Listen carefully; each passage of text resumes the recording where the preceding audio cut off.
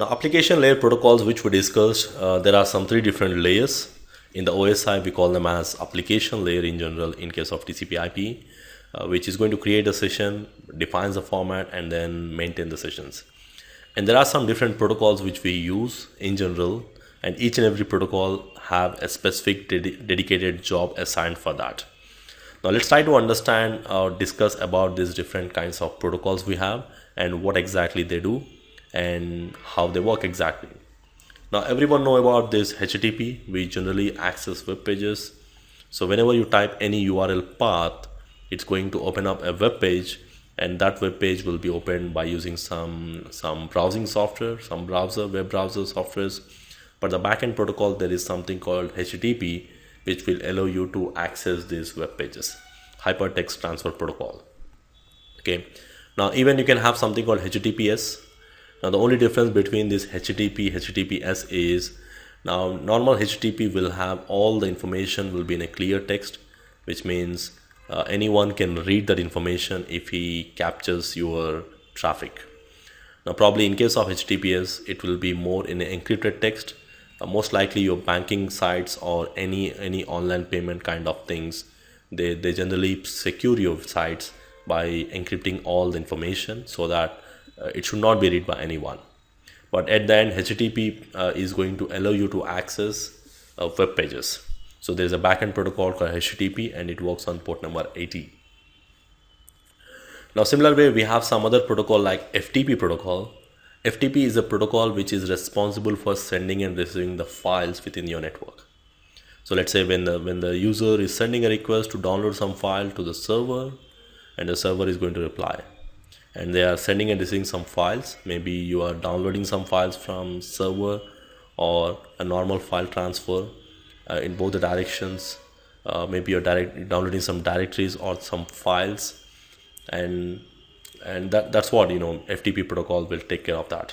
It allows you to send and receive the files from one machine to another machine. So for sending and receiving the files, there is a protocol called FTP which will look after the things. Now there is something called Telnet protocol.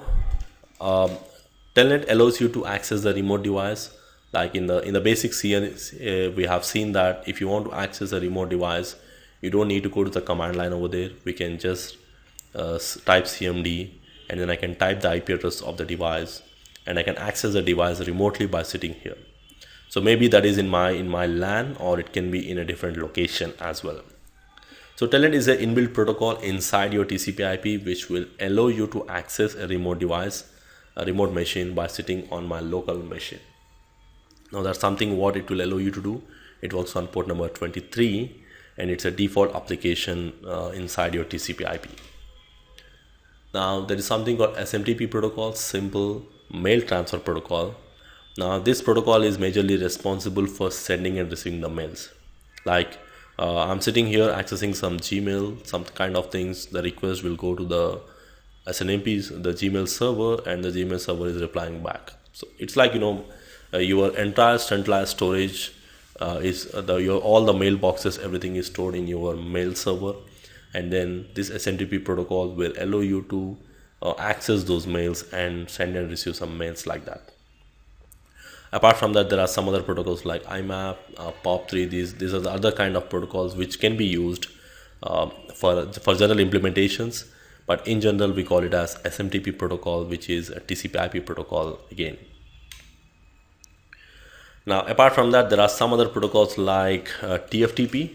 TFTP protocol is used in, it's called as, it's a type version of TFTP. It's a modified version, and the major thing is it is used for sending and receiving only files, and especially this is used if you are doing some backup restore of any specific configurations, especially in the Cisco IOS. If you are doing some backup of your IOS or backup of your configurations by using a backend TFTP protocol, or in case of Microsoft, if you are using doing some remote installation services, or in 2012 they call as Windows deployment services, where you can install the operating system from the LAN, just like booting from the LAN. The backend protocol which will allow you to do this job is TFTP. So trivial file transfer protocol, which is a UDP based. Again, UDP TCP will be seeing that more in detail in a separate section again in the later on topics. Now, there's another protocol called SMTP, SNMP. SNMP is Simple Network Management Protocol. Now, SNMP protocol is for specifically monitoring your network. So, monitoring network means, let's take an example. You have a very big network in your company network. You got plenty of routers and then switches, and then you got a big floor, and then you have all the switches connected here in the building, and then it's connecting to some router here, and then that router is connecting to some ISP like that, and it's going to be a very big network.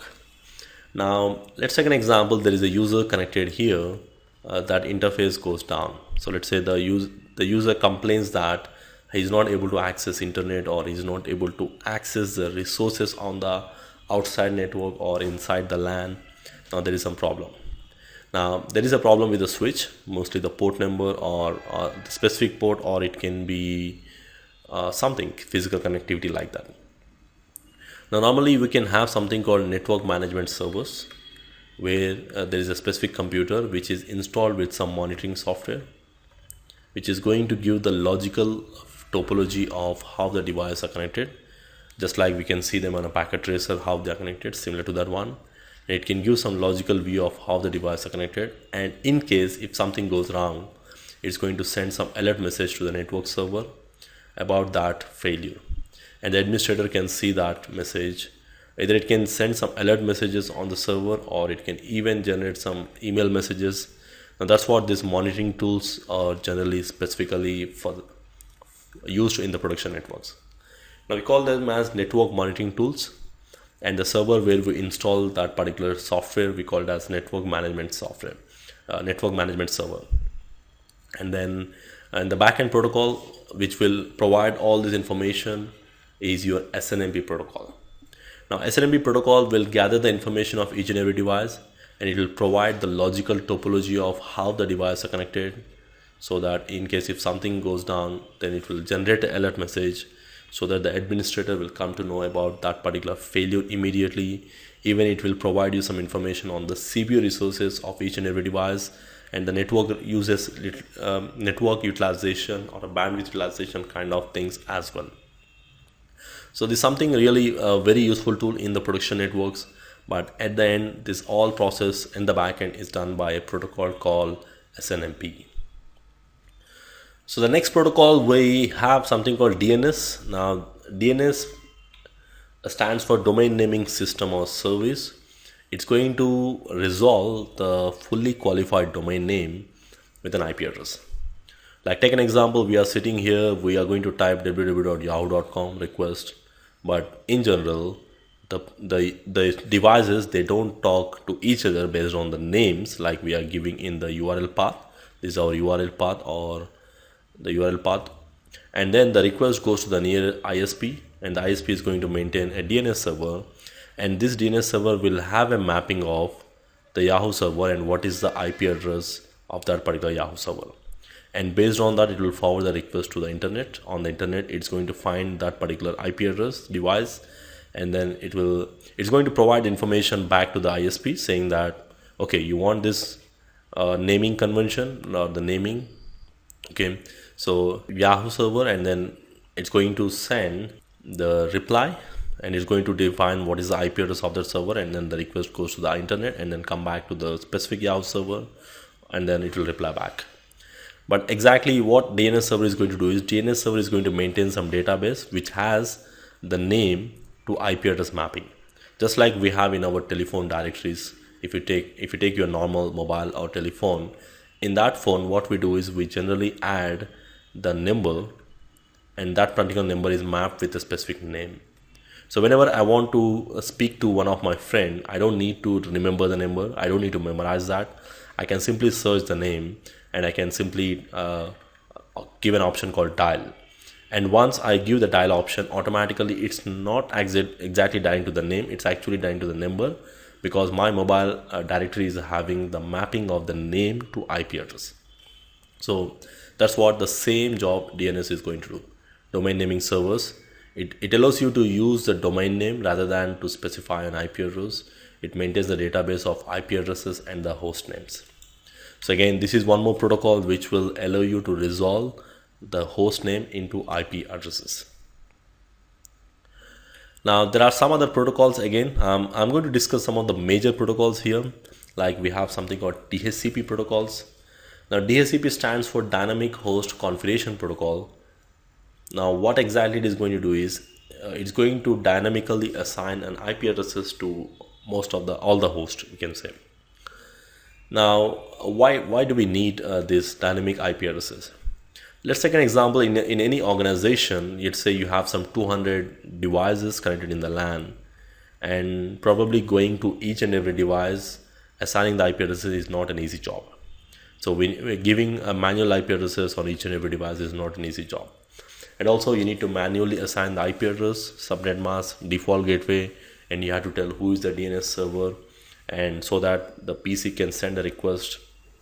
Something not really scalable. So normally what we can do is we can have a centralized DHCP server. What I can do is I can configure something called centralized DHCP server. And in that server, I'm going to define all the range of the IP addresses. I'm going to define what is the starting IP I should use, what is the ending IP I should use, and what is the default gateway address, so that if any user want to go to router or outside the network, what should be the default gateway. And then I'm going to say what is the DNS server, so that if any user want to resolve the host name to IP address, and all this information will be forwarded to the DHCP server, and the DHCP server's job is to resolve or to reply to the request. Like here, if I power on my computer, it's going to send a broadcast request to everyone.